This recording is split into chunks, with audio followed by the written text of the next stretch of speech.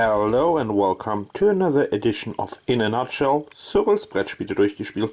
My name is Nils and today we are looking at another kids game, The Total Nuts or Screwed Speaking-Zoo. That would be the translation, the exact translation. I don't know the English translation name because there is no German English translation so far on the market, but we will see what will come in the future. This game is for 4 to 7 years, just to let you know. What is the game all about? The game is all about this box here. This box has an insert, 2 plastic wheels here, and then you put a cover on top. This should be a zoo, so you can see a lion over here, penguins over here, papagei over there, an ape or monkey, whatever, a giraffe, all that funny stuff. You have this starting figure and you place it somewhere here on the board. For harder or normal version, you place it here on the arrow. Later on you can, or in the first beginnings, if you play with very young kids, you can place it here. In addition, you have some tokens, green tokens with animals on it: zebra, rhino, elephant, polar bear, all these animals, and the corresponding cards here in green. And you have some story tokens, an umbrella, French fries, a swing, and backpack, and of course the corresponding cards as well. So what you're doing on your turn is, first of all, you flip over these tokens, and there are some variants in the game, like in a lot of other games as well. So one of the variants is, out of these 15 tokens, which are always the same, the 15th, you take first of all, in the first easy variant, 4 out of it from each color. So then on your turn you flip over a blue and a green token. This would be a polar bear here and an umbrella. So what you're doing is you're placing your green token here in the green wheel and the blue one here, and now you're starting to telling a funny story about a polar bear and an umbrella. For an example, last week you saw in the zoo, it was a very hot day, a polar bear swimming in his pool, and he tried to cover his and give his a little bit shade because it was so hot with this umbrella, with this purple umbrella. So when you did that, next player's turn, you turn the wheel here for one more spot. So, and the next player is doing the same. So he flipped over a backpack and the zebra. So the zebra is so alone in the zoo. He wants to go back to Africa and wants to get back to his friends. He packed his backpack, his purple backpack for it, and put just a banana into it. So this could be the story.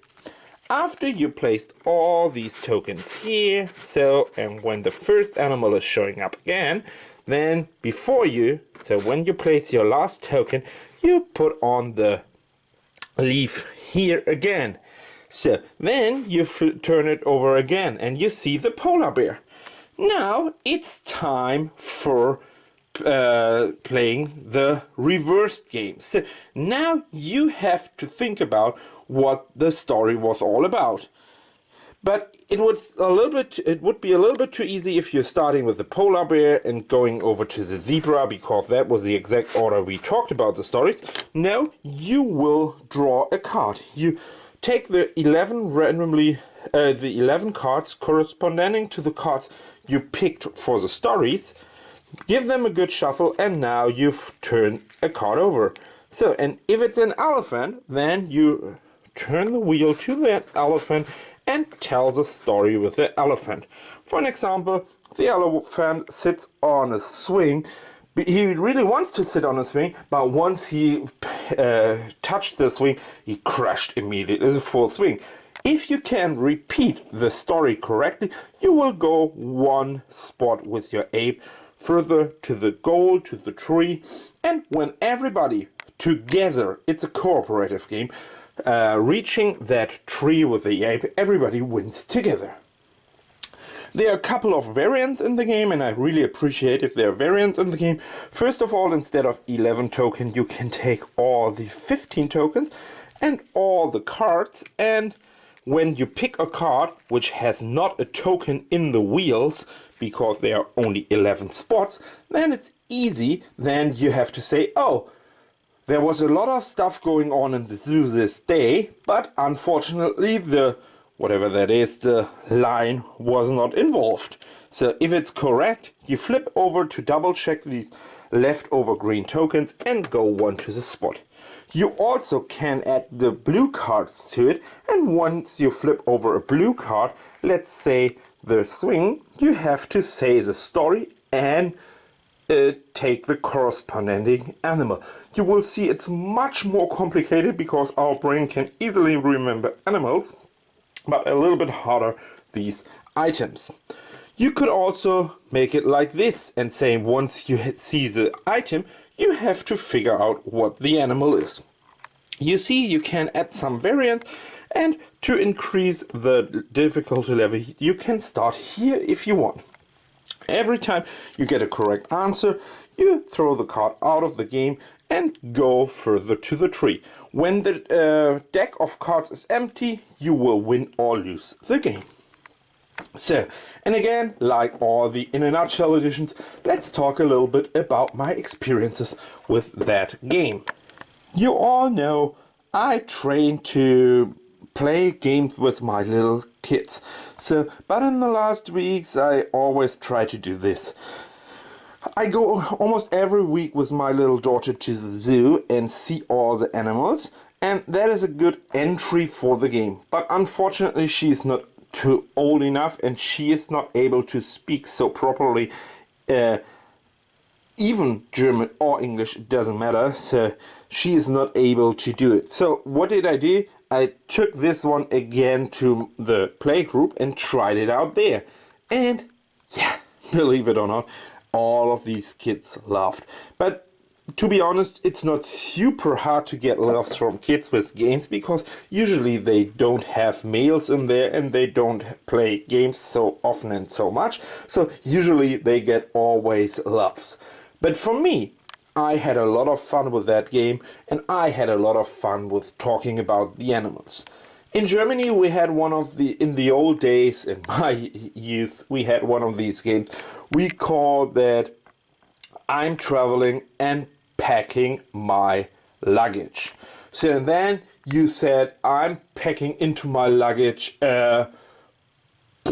board game, Carcassonne. So then you had to say a little bit about a story. Then the next players had to repeat the first item, a Carcassonne game, the story, and put another one in it. And it goes around the table until the last player made a mistake. That was always a blast, this game. This was fun. We played it a lot. And this is the corresponding board game for that kids game, for that game without any board. So I really like that people and little kids can play together a game where they improve their talking skill, their imagination skills for a story, and their abilities for speaking properly English. I wish I could do that a little bit more by myself, but we will see if I can do it with my little girl in half of a year. So, that was my view of this new game from Ravensburger. You watched In a Nutshell edition, Cyrils Brettspiele durchgespielt. My name is Nils, and bye bye. See you next time for the next episode.